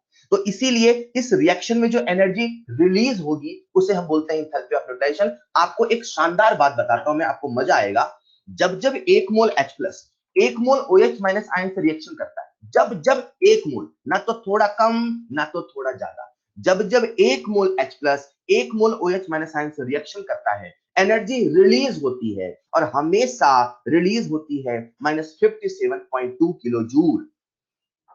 57.2 किलो जूल एनर्जी पक्का रिलीज होगी। रिलीज है तो माइनस साइन, जब 1 मोल H प्लस 1 मोल OH माइनस आयन की रिएक्शन होगी। पर वही वाली बात है कि जो H प्लस होता है वो हमें एसिड में मिलता है, जो OH माइनस आयन होता है वो हमें बेस में मिलता है। तो ये इसकी जो ओरिजिनल डेफिनेशन थी, इसे हमने एसिड बेस में कन्वर्ट किया, राइट। और कन्वर्ट कैसे किया, पहले एक आपसे मैं सवाल पूछता हूं। 1 मोल H2SO4 में, आपसे सवाल पूछ रहा हूं, 1 मोल H2SO4 में कितने मोल H प्लस आयन है? 1 मोल H2SO4 में कितने मोल H प्लस आयन है? वेरी गुड, 2 मोल। मेरा अगला सवाल, 1 ग्राम इक्विवेलेंट H2SO4 में कितने मोल H प्लस है? 1 ग्राम इक्विवेलेंट में कितने मोल H प्लस है? एग्जैक्टली अभी कितने मोल है? 1 मोल। किसी भी एसिड का 1 ग्राम इक्विवेलेंट ले लो, किसी भी बेस का 1 ग्राम इक्विवेलेंट ले लो, उसमें H प्लस 1 ही होंगे, उसमें OH माइनस 1 ही होंगे। एसिड है तो H प्लस 1 मोल, बेस है तो OH माइनस 1 मोल, राइट। क्योंकि एसिड हमें H प्लस में मिलता है, बेस हमें OH माइनस में मिलता है, तो जो न्यूट्रलाइजेशन की डेफिनेशन थी, जब उसे हमने एसिड और बेस में किया तो कैसे कन्वर्ट किया? The heat evolved when one equivalent of N acid completely neutralized by one equivalent of a base in dilute solution is called heat of neutralization. Sir अभी तो आप हमें H प्लस और OH बता रहे थे, H प्लस और OH minus में इसकी ओरिजिनल डेफिनेशन है, लेकिन H प्लस हमें कहां मिलता है? एसिड में। OH माइनस में कहां मिलता है? बेस में। तो हमें वही वाली डेफिनेशन कहना है, मतलब H प्लस कितना होना चाहिए? 1 मोल। OH माइनस कितना होना चाहिए? 1 मोल। लेकिन मान लो एसिड का भी H2SO4 है तब, तो उसका 1 मोल लोगे तो H प्लस कितने मिल जाएंगे? 2 मोल। तो हम जब जब एसिड ले उसमें 1 मोल H प्लस ही मिले, 1 मोल OH माइनस ही मिले, तो अपन ने कहा कि please consider 1 gram equivalent of N acid, क्योंकि अगर 1 ग्राम इक्विवेलेंट है तो H प्लस का 1 मोल है, 1 ग्राम इक्विवेलेंट बेस है तो OH माइनस का 1 मोल है। तो जब एसिड और बेस में डिफाइन करते हैं तो डेफिनेशन हमारी ग्राम इक्विवेलेंट में बन जाती है। इन जनरल जब H प्लस और OH माइनस बात करते हैं तो डेफिनेशन 1 मोल में रहती है। मतलब चाहे फॉर्मेशन हो, डिफाइन है 1 मोल की, चाहे कंबशन हो, डिफाइन है 1 मोल की, चाहे न्यूट्रलाइजेशन हो, डिफाइन है 1 मोल के लिए। वो तो जब हम एसिड और बेस में आते हैं तो उसे कन्वर्ट कर देते हैं ग्राम इक्विवेलेंट, राइट। जब जब 1 ग्राम इक्विवेलेंट स्ट्रॉन्ग एसिड का 1 ग्राम इक्विवेलेंट स्ट्रॉन्ग बेस से रिएक्शन करेगा, न्यूट्रलाइज होगा, एनर्जी रिलीज होगी, गारंटी है 57.2 किलो जूल या 13.7 किलो कैलोरी भी रिलीज होगी। इसे आप याद कर लो, क्या? 1 ग्राम इक्विवेलेंट यानी कि 57.2 या 13.7, 1 ग्राम इक्विवेलेंट यानी कि 57.2 या 13.7 एनर्जी रिलीज होगी। ये किलो जूल में है और ये किलो कैलोरी में है। तो कॉमन सेंस से समझते हैं, स्ट्रॉन्ग एसिड और स्ट्रॉन्ग बेस की रिएक्शन हुई तो बना सॉल्ट प्लस वाटर, और जो वाटर बनता है इसी की वजह से एनर्जी रिलीज होती है। और 1 ग्राम स्ट्रॉन्ग एसिड 1 ग्राम स्ट्रॉन्ग बेस के वजह से जो एनर्जी रिलीज होती है वो इतनी होती है। अच्छा सर, मतलब 1 ग्राम इक्विवेलेंट से 13.7, कोई एक नंबर लेके चलते हैं।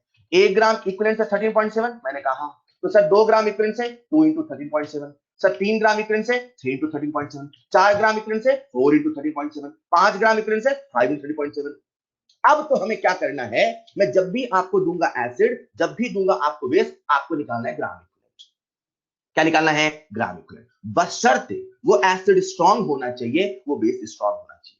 जितने ग्राम इक्विवेलेंट, यहां लिख देता हूं, जितने gram equivalent acid strong acid and strong base के रिएक्शन करेंगे, जो एनर्जी रिलीज होगी gram equivalent into 13.7 kilo calorie release होगी।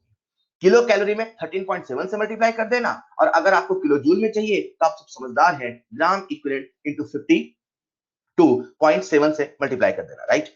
तो अपने को याद रखना है कि जब जब स्ट्रॉन्ग एसिड और स्ट्रॉन्ग बेस की रिएक्शन होगी तब तब एनर्जी रिलीज होगी, और जो एनर्जी रिलीज होगी वो 1 ग्राम इक्विवेलेंट और 1 gram equivalent acid 1 gram equivalent base से इतनी ही रिलीज होगी, ये फिक्स है।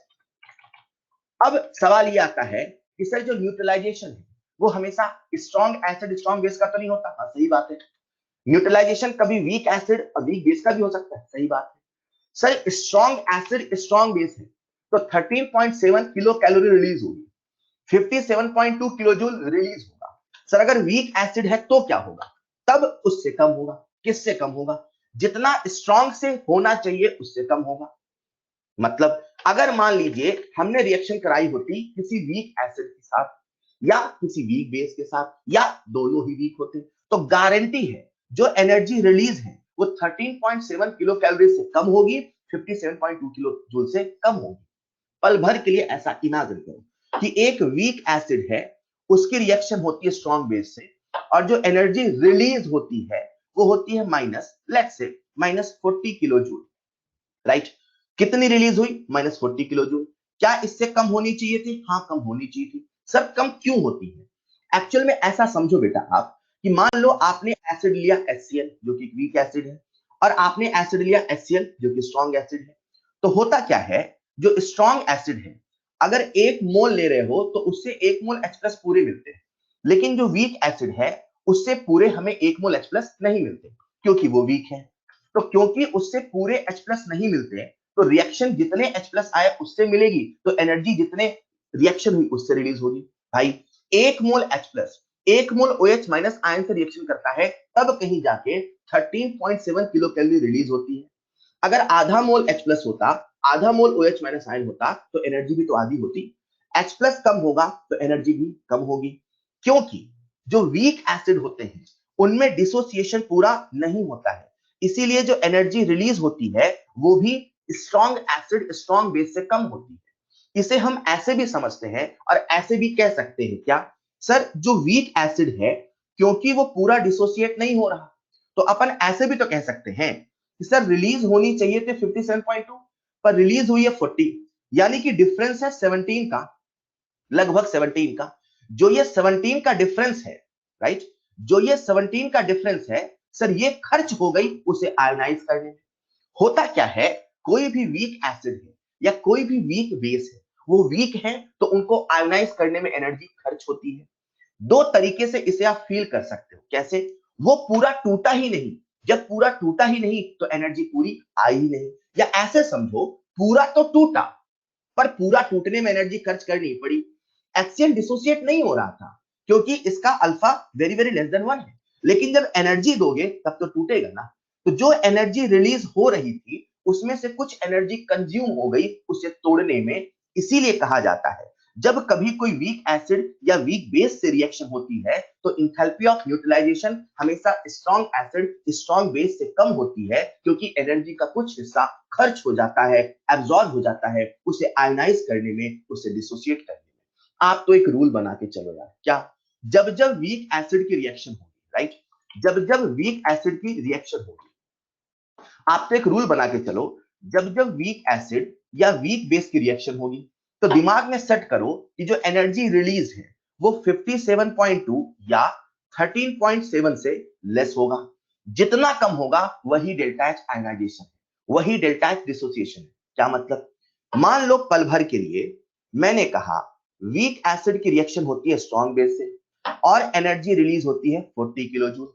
मुझे पता है कि अगर वीक एसिड है तो एनर्जी 57.2 से कम होगी। यहां कितनी रिलीज हुई? 40।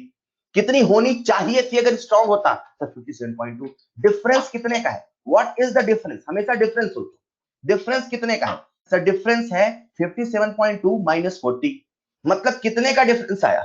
जब आप ये जो डिफरेंस निकालोगे, this total difference that is 17.2, आप कहोगे यही उसका डेल्टा एच आयनाइजेशन है, यही उसकी आयनाइजेशन एनर्जी है। मतलब रूल क्या बनेगा जरा सुनो ध्यान से। स्ट्रॉन्ग एसिड स्ट्रॉन्ग बेस होगा तो 57.2 किलो जूल या 13.7 किलो कैलोरी एनर्जी रिलीज होगा। कोई भी एक वीक होगा तो उससे कम होगा, कोई भी एक वीक होगा तो उससे कम होगा। जितने का डिफरेंस होगा उतना ही डेल्टा एच आयनाइजेशन होगा, उतना ही आयनाइजेशन एनर्जी होगा। Hello, 1 gram equivalent acid 1 gram equivalent base जब रिएक्शन करेंगे, स्ट्रॉन्ग होंगे तो 57.2 करेंगे, वीक होंगे तो कम करेंगे। जितने का डिफरेंस होगा वही डेल्टा एच आयनाइजेशन होगा।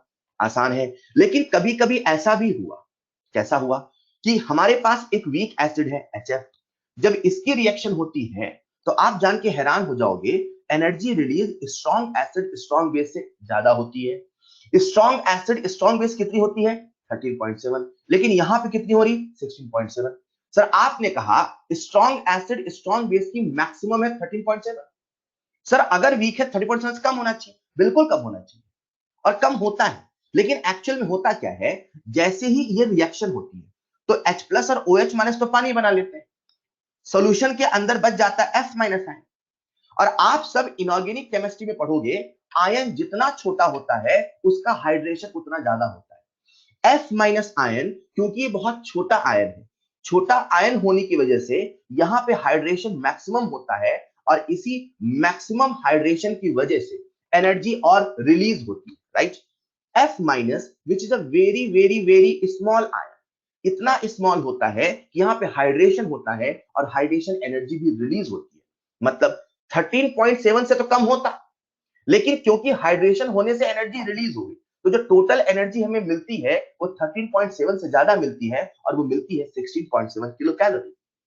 मतलब rule number 1, strong acid strong base 13.7, कोई होगा एक वीक 13.7 से कम, जितने का डिफरेंस होगा उतना ही डेल्टा एचरेशन होगा। रूल नंबर 3, जो HF होता है क्योंकि उसमें आयन का हाइड्रेशन होता है, तो हाइड्रेशन होने से एनर्जी और रिलीज होती है, इसी वजह से एनर्जी 30.7 से ज्यादा होती है। क्लियर? इसीलिए एनर्जी 30.7 से ज्यादा होती है। इसी चीज को हम कुछ एक न्यूमेरिकल की मदद से समझते हैं, राइट। तो अगर मैं आपसे कहूं कि न्यूट्रलाइजेशन में आपको क्या याद रखना है, तो उसे हम कंक्लूजन में समअप करते हैं। समअप नंबर 1, जब जब स्ट्रॉन्ग एसिड स्ट्रॉन्ग बेस का न्यूट्रलाइजेशन होगा तो उसमें जो एनर्जी रिलीज होगा that is delta H neutralisation. बोलो एक बार कितना होगा बच्चों? -13.7 किलो कैलोरी होगा। किलो जूल में कितना होगा? -57.2 किलो जूल। पर मोल होगा कि पर इक्विवेलेंट? सर पर इक्विवेलेंट बोलना ज्यादा सही है। अगर H प्लस और OH माइनस आयन बोले तो पर मोल बोल दो, पर जब एसिड और बेस बोलो तो क्या बोलना है? पर इक्विवेलेंट, राइट। तो एक इक्विवेलेंट में इतना, तो 2 में, 3 में, 4 में, 5 में मल्टीप्लाई अपन कर लेंगे। ठीक उसी प्रकार से अगर कभी वीक एसिड की रिएक्शन होती है तो जो डेल्टा एच न्यूट्रलाइजेशन है वो लेस देन 13.7 होगा, राइट। वो 13.7 से लेस होगा, और जितने का डिफरेंस होगा, डिफरेंस, वही डेल्टा एच आयनाइजेशन होगा। कोई फॉर्मूला नहीं लगाना, बस फील करना है, जितने का डिफरेंस होगा वही डेल्टा एच आयनाइजेशन होगा। रूल नंबर 3, जो HF का केस है उसमें जो एनर्जी रिलीज है, उसमें जो डेल्टा एच न्यूट्रलाइजेशन है वो है -16.7 kilo calorie. Is this clear? आइए इसे हम कुछ एग्जांपल की मदद से समझ लेते हैं। आप सबके सामने स्क्रीन पे है पहला सवाल, फटाफट करेंगे। Calculate amount of heat released when 0.3 mole of HCl is mixed with 1 mole of NaOH। ये स्ट्रॉन्ग एसिड है और ये स्ट्रॉन्ग बेस है। सबसे पहले क्या सोचोगे बच्चों? Gram equivalent. सबसे पहले क्या सोचोगे? Gram equivalent. ग्राम इक्विवेलेंट निकाल लो ना। तो gram equivalent of acid is equal to mole into N factor. Gram equivalent of base is equal to mole into N factor. मुझे उम्मीद है आप सबको ग्राम इक्विवेलेंट के सारे फॉर्मूले याद होंगे। Gram equivalent is equal to weight upon equivalent weight. Hello, gram equivalent is equal to mole into N factor. Gram equivalent is equal to normality into volume in litre. Gram equivalent is equal to molarity into N factor into volume in litre. 1 mole 0.3 mole. तो acid के कितने gram equivalent आ गए? 0.3। Base के कितने gram equivalent आ गए? Sir 1। Acid कितने हैं? 0.3। Base कितना है? 1। रिएक्शन कितने की होगी? सर रिएक्शन में जाएगा 0.3 ग्राम इक्विवेलेंट। तो एनर्जी किसके हिसाब से रिलीज होगी? सर 0.3 के हिसाब से। तो एनर्जी रिलीज्ड, ऑब्वियसली मैंने रिलीज्ड बोल दिया है तो माइनस साइन लगाए कि नहीं लगाए? नहीं लगाते हैं। मैं एनर्जी लिखता बस तो माइनस साइन लगाते हैं। Energy released is equal to 0.3 into 13.7 kilo calorie. Hello, जब आप इसे सॉल्व करेंगे तो बताओ किलो कैलोरी में कितना आ रहा है बच्चों? कोई बताएगा? 4.11। 4.11 कितना आ रहा है? कोई बताएगा? किलो कैलोरी में, किलो कैलोरी में बताओ जरा। What is the value in kilocalorie? Alright, तो energy release is 4.11 kilocalorie. Is this simple? अगर ये समझ में आया तो अगला सवाल आपके सामने स्क्रीन पर है। चलेगा यार, 4 आप बोल दो, 4.1 बोल दो, ठीक है चलेगा। Calculate amount of heat release in kilo joule. तो इस बार किस में निकालना है? किलो जूल में।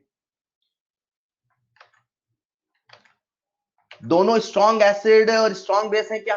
हाँ ठीक है, ये है स्ट्रॉन्ग एसिड, ये है स्ट्रॉन्ग बेस। सबसे पहले क्या निकाल लें? Gram equivalent. सबसे पहले कैलकुलेट करो ग्राम इक्विवेलेंट। तो एक तरफ लिख लेते हैं ग्राम इक्विवेलेंट ऑफ एसिड, एक तरफ लिख लेते हैं ग्राम इक्विवेलेंट ऑफ बेस। कौन सा फॉर्मूला लगाएं? डाटा कौन सा दिया है सर? मोलैरिटी का। तो फॉर्मूला लगाते हैं molarity into N factor into volume in litre. यहां पे क्या लिखे? Molarity into N factor into volume in litre. Molarity दे रखी है 0.1, एन फैक्टर S4 का 2, वॉल्यूम दे रखा है मिलीलीटर में। वॉल्यूम मिलीलीटर में है तो अपन निकाल लेते हैं मिलीग्राम इक्विवेलेंट। मिलीलीटर में है तो मिलीग्राम इक्विवेलेंट, लीटर में है तो ग्राम इक्विवेलेंट। यहां भी लिख लेते हैं 0.1 इंटू 1 इंटू 100 मिलीलीटर। तो क्या बन जाएगा? Milligram equivalent. बच्चों इसे सॉल्व करेंगे तो आएगा 20 मिलीग्राम इक्विवेलेंट। सॉल्व करेंगे कितना आएगा? 10 मिलीग्राम इक्विवेलेंट। रिएक्शन कितने की होगी बताओ सर? रिएक्शन होगी 10 मिलीग्राम इक्विवेलेंट की। तो एनर्जी किससे रिलीज होगी सर? 10 से। जितने की रिएक्शन होगी उतने से तो एनर्जी रिलीज होगी, ऑब्वियस सी बात है। तो एनर्जी इज इक्वल टू 10 मिली, मिली का मतलब है 10 की पावर -3 इंटू 57.2 किलो जूल है, तो इंटू 10 की power 3 joule. Is this clear?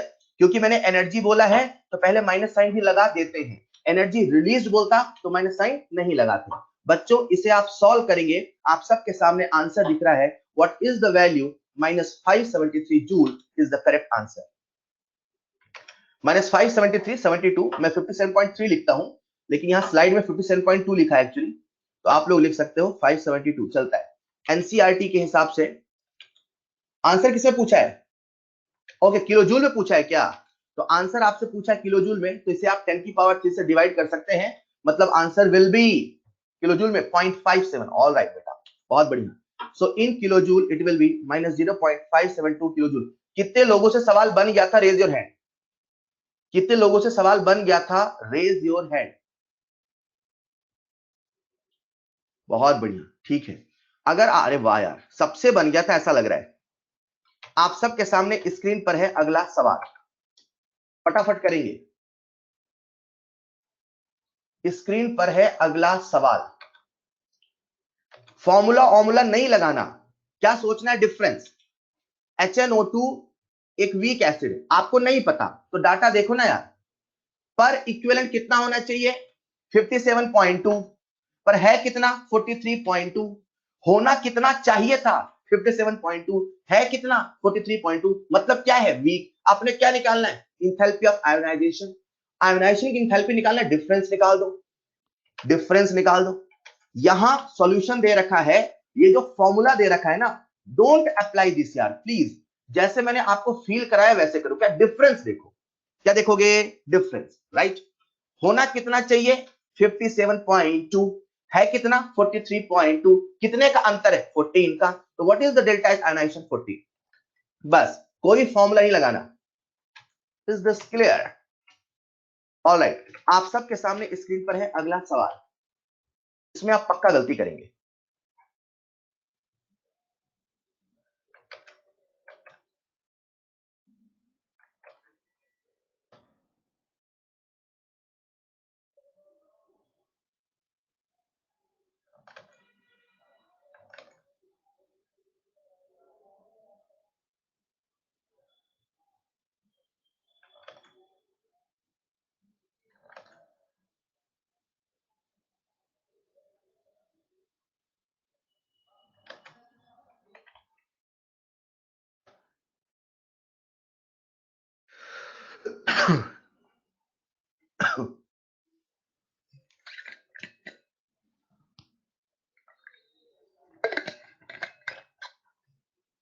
चलिए, समय समाप्त। मैं सॉल्व कर रहा हूं, चलो मेरे साथ देखो।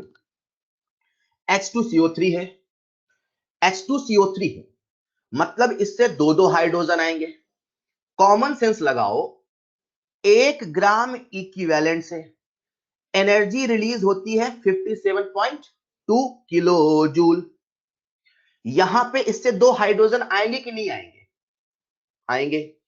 हमसे सवाल कह रहा है कि H2CO3 की रिएक्शन हुई NaOH के साथ और डाटा है 101। अपने को पता है कि यार 1 ग्राम इक्विवेलेंट में 57.2 होता है, वीक है तो कम होना चाहिए, स्ट्रॉन्ग है मान लो तो 57.2 है। मात्र HF का केस है जहां हाइड्रेशन हुआ या और कोई हाइड्रेशन हुआ तो 2 3 4 ज्यादा होगा, ये 100 कैसे हो गया? जैसे ही इतनी बड़ी वैल्यू आए समझ जाओ अच्छा मतलब ये 2 ग्राम इक्विवेलेंट की बात कर रहा है। या यहां देखो क्या लिखा हुआ है, मोल। क्या लिखा हुआ है, मोल। मतलब जब आप H2CO3 का 1 मोल लोगे, मैं दोबारा एक्सप्लेन नहीं करूंगा बच्चों, सुनिएगा ध्यान से। H2CO3 का 1 मोल लोगे तो 1 मोल से 2 मोल ऑफ H+ आ रहे हैं। मतलब एक्चुअली जो रिएक्शन हो रही है वो 2 मोल H+ और 2 मोल OH- की है। अपने को पता है कि 1 मोल H+ 1 मोल OH- से एनर्जी आनी चाहिए 57.2। तो 2 मोल H+ 2 मोल OH- से एनर्जी कितनी आनी चाहिए? 2 इंटू 57.2। कितनी आनी चाहिए? 2 इंटू 57.2। मतलब कितना हो गया ये? 114.4। हेलो, इतनी आनी चाहिए, इतनी आई है, इतनी आनी चाहिए, इतनी आई है। बोलो कितने का डिफरेंस है? सर डिफरेंस है 114.4 माइनस 101.4, ये डिफरेंस है। कितनी आनी चाहिए?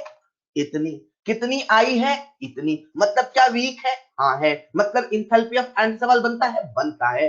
तो लो निकाल लेते हैं इंथैल्पी ऑफ आयनाइजेशन। जब आप माइनस करेंगे बच्चों तो दोनों का जो डिफरेंस आता है वो आता है 13 kilojoule per mole. So what is the enthalpy of ionisation? 13 kilojoule per mole. आपको ये फॉर्मूला देखने में आसान लग रहा हो, लेकिन मैं आपको बता रहा हूं जब आप कैलकुलेशन करोगे तो आधे बच्चे यहां साइन रखने में गलती करते हैं और कभी फील नहीं आता। इसीलिए मैंने इसको आपको फॉर्मूले से नहीं बताया, मैंने ऐसे सिखाया। जैसे सिखाया वैसे ही करिएगा। Is this clear? बहुत सिंपल। तो अपने को बस यही सोचना है कि कितने मोल की रिएक्शन हुई और उसके हिसाब से डिफरेंस निकाल के बता देंगे। आप सबके सामने है next definition, that is enthalpy of hydrogenation. सबसे पहले हाइड्रोजनेशन का मतलब समझते हैं, राइट? ये कहता है जब कभी एक, फिर से 1 मोल, फॉर्मेशन भी 1 मोल, कंबशन भी 1 मोल, न्यूट्रलाइजेशन भी 1 मोल। हाँ एसिड बेस था तो बोल दिया ग्राम इक्विवेलेंट, कहीं ना कहीं था तो 1 मोल ना। ये भी किस में डिफाइन है? 1 मोल। इंथैल्पी ऑफ हाइड्रोजनेशन, तो हाइड्रोजनेशन का मतलब समझते होता क्या है? जब 1 मोल अनसैचुरेटेड कंपाउंड, अनसैचुरेटेड का मतलब है जिसमें डबल बॉन्ड हो, जिसमें ट्रिपल बॉन्ड, जब 1 मोल अनसैचुरेटेड ऑर्गेनिक कंपाउंड हाइड्रोजन से रिएक्शन करके सैचुरेटेड कंपाउंड में कंप्लीटली कन्वर्ट हो जाता है, उस प्रोसेस में जो एनर्जी रिलीज होती है वही होती है हीट ऑफ हाइड्रोजनेशन। मतलब C2H2 जो कि एक अनसैचुरेटेड कंपाउंड है, हमने इसकी रिएक्शन कराई हाइड्रोजन से, तो हाइड्रोजन से रिएक्शन कराई हाइड्रोजनेशन, ये कन्वर्ट हो गया C2H6, that is completely single bond. इस प्रोसेस में जो एनर्जी रिलीज होगी वही इंथैल्पी ऑफ हाइड्रोजनेशन है और वही इंथैल्पी ऑफ रिएक्शन। क्लियर? हाँ, कंडीशन है कि अनसैचुरेटेड कंपाउंड का 1 मोल होना चाहिए। कंडीशन है कि अनसैचुरेटेड कंपाउंड का, किसका बच्चों? अनसैचुरेटेड कंपाउंड का 1 मोल होना चाहिए और कंप्लीट हाइड्रोजनेशन होना चाहिए।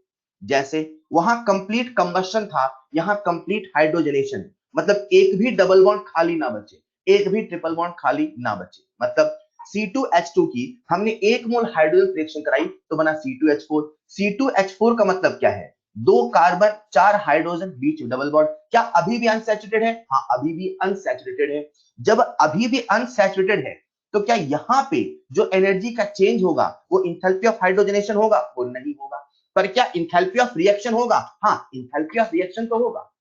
इंथैल्पी ऑफ रिएक्शन तो होगा, कोई ना कोई रिएक्शन तो है, बट वो इंथैल्पी ऑफ हाइड्रोजनेशन नहीं है। There will be enthalpy of reaction but it cannot be enthalpy of hydrogenation. मतलब enthalpy of reaction enthalpy of hydrogenation equal नहीं होगा। ठीक उसी प्रकार से बताओ क्या ये इंथैल्पी ऑफ हाइड्रोजनेशन रिप्रेजेंट कर रहा है?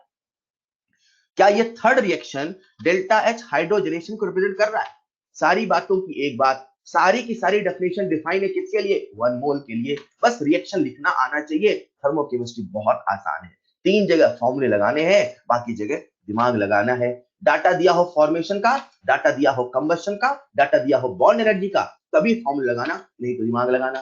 क्या बात है, आप सबने सही कहा, ये एंथैल्पी ऑफ हाइड्रोजनेशन। आपको बता दूं मैं, फॉर्मेशन एक बार आप सब बोलेंगे, फॉर्मेशन जनरली एक्सो होता है, पर एक्सो एंडो दोनों होता है। कंबशन ऑलवेज एक्सो होता है, न्यूट्रलाइजेशन ऑलवेज एक्सो होता है, हाइड्रोजनेशन भी एक्सो ही होता है। मतलब जब हाइड्रोजनेशन होगा, कभी हाइड्रोजन से रिएक्शन होगा तो एनर्जी रिलीज होती है। Is this clear? समझ गए? तो आप सबके सामने स्क्रीन पे एक सवाल, सबसे पहले सुन लो। हमसे क्या पूछा है? हाइड्रोजनेशन। हमें क्या दिया है? सर फॉर्मेशन का डाटा। अरे डाटा फॉर्मेशन का है तो फॉर्मूला लगाए कि दिमाग लगाए? Sir formula.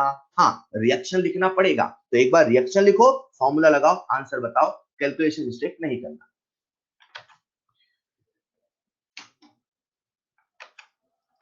डाटा दिया हो फॉर्मेशन का, डाटा दिया हो कंबशन का, डाटा दिया हो बॉन्ड एनर्जी का, तो फॉर्मूला लगाना, नहीं तो दिमाग लगाना। सबसे पहले जो पूछा है उसकी रिएक्शन लिखो, सबसे पहले जो पूछा है उसकी रिएक्शन लिखो और फॉर्मूला लगाओ, आंसर पाओ। बहुत अच्छे यार।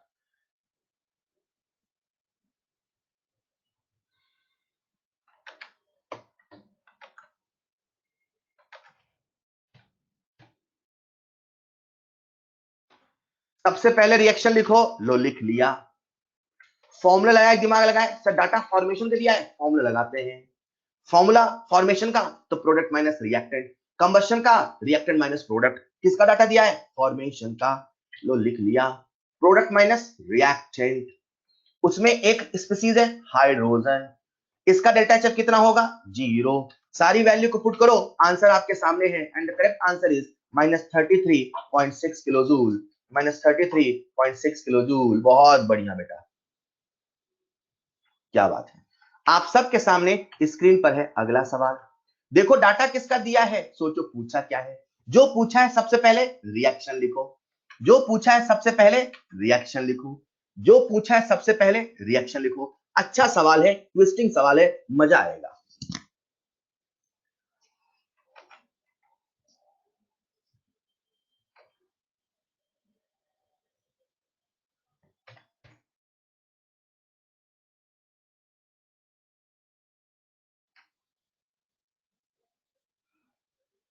अरे इसका आंसर सही है क्या, देखना जरा एक बार। इसका आंसर करेक्शन होगा मेरे हिसाब से, इसमें जो प्रिंट है वो आंसर करेक्शन होगा बेटा।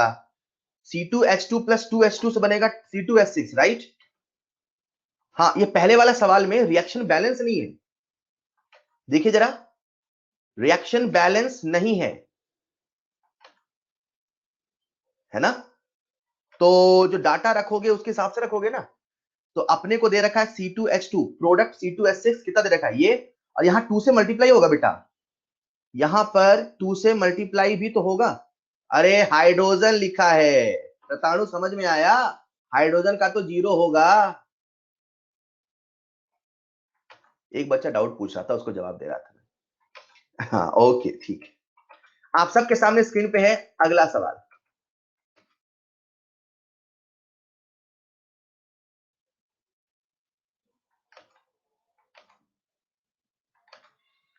जो हमसे पूछा है रिएक्शन लिख लो। हीट ऑफ हाइड्रोजनेशन, तो रिएक्शन लिख लेते हैं। C2H4 प्लस H2 से बना C2H6, ये हमसे पूछा है। चलो देखते हैं डाटा किसका दिया है। कंबशन दिया है C2H6 का, कंबशन दिया है C2H4 का। यार ये पानी का फॉर्मेशन क्यों दे दिया? काश इसका भी दिया होता कंबशन तो मजा आता, पर पानी तो अपने काम का नहीं है यार। कुछ ट्विस्ट है इसमें, सोचते हैं। तो जब नहीं समझ में आए तो रिएक्शन लिखा करो, रिएक्शन अपने मन से नहीं लिखो, डेफिनेशन से लिखो। तो पानी के फॉर्मेशन की रिएक्शन लिखो ना, तो पानी के फॉर्मेशन रिएक्शन क्या होगी? H2 प्लस हाफ O2 से बना H2, बोलो हाँ या ना? क्या इस रिएक्शन का जो इंथैल्पी ऑफ फॉर्मेशन है वो ऐसे लिखा जाएगा, ऐसे लिखा जाएगा? ये किसका फॉर्मेशन है? पानी का। अरे यार ये पानी का फॉर्मेशन है, ये हाइड्रोजन का कंबशन भी तो है। ये पानी का फॉर्मेशन है, ये हाइड्रोजन का कंबशन भी तो है। सवाल ने मजे ले लिए, सवाल ने आपको घुमा दिया। पानी का फॉर्मेशन का मतलब सवाल कहना चाह रहा है डेल्टा एचसी ऑफ हाइड्रोजन भी यही है। हेलो, बन तो पानी रहा, जल तो हाइड्रोजन रहा। हाइड्रोजन जलता है तभी तो पानी बनता है। मतलब इंथैल्पी ऑफ कंबशन किसका गिवन है? हाइड्रोजन का। इंथैल्पी ऑफ फॉर्मेशन किसका गिवन है? पानी का। अपने को चाहिए क्या? कंबशन। अब सवाल की शक्ल कुछ ऐसी हो गई, इसका भी कंबशन का डाटा दिया है, इसका भी कंबशन का डाटा दिया है, इसका भी कंबशन डाटा दिया है। फॉर्मूला लगाओ, आंसर पाओ, फॉर्मूला लगाओ, आंसर पाओ। enthalpy of reaction which is right now enthalpy of hydrogenation, enthalpy of reaction, which is right now enthalpy of hydrogenation, that is delta H hydrogenation, is equal to delta H combustion of reactant minus delta H combustion of product. सारी value को put करो, मुझे answer बताओ. हाँ, I agree. यहां आपके पास जो सवाल आ रहे हैं थोड़ा कैलकुलेशन वाले हैं, बट ये वो स्टैंडर्ड सवाल है जैसे हमारे मॉड्यूल में. आजकल जो पेपर का ट्रेंड है उसमें ऐसा सवाल नहीं आ रहा है, राइट. तो आप इतना कर लोगे तो वो सवाल तो आपके लिए किसी काम के नहीं है. लेकिन ये जो सवाल है इसमें कोई बहुत कैलकुलेशन नहीं है, इतनी कैलकुलेशन चलती है. सारी वैल्यूज को पुट करें और आंसर बताएंगे सभी लोग. रिएक्टेंट माइनस प्रोडक्ट, तो C2H4 दे रखा है -337.2, हाइड्रोजन दे रखा है कितना -68.3, and then minus minus plus that is 363.7. कोई बताएगा कितना आता है सॉल्व करने पे? क्या बात है. And the correct answer is 41.8. कितना आ रहा है बताओ यार. And the correct answer is 41.8 kilo calorie. आपके भरोसे हूं. कितना आंसर है? एक सवाल में तो आपका भरोसा चल सकते हैं.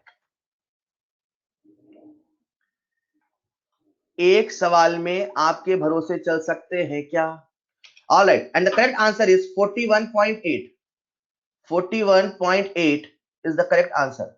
-41.8 किलो कैलोरी बेटा, किलो कैलोरी पर मोल. पर मोल लिखना क्योंकि डेल्टा एच डिफाइन ही पर मोल होता है.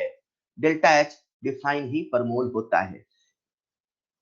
Alright, so that's all for today. Homework मैंने आपको दे दिया है, होमवर्क अटेम्प्ट करेंगे. अंकित यार सुनते नहीं हो बेटा, गलत बात है. मैं नहीं बताऊंगा. सुनोगे नहीं तो मैं नहीं बताऊंगा, बिल्कुल नहीं बताऊंगा. अंकित आपने सुना ही नहीं है. नहीं, आप फिर से रिकॉर्डेड लेक्चर दो, देखो, पूरी मेहनत करो. That's all for today. मिलते हैं नेक्स्ट क्लास में. Thank you so much.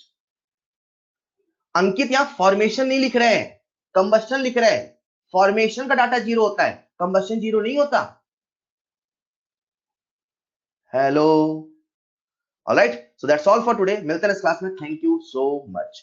Homework please attempt करिएगा.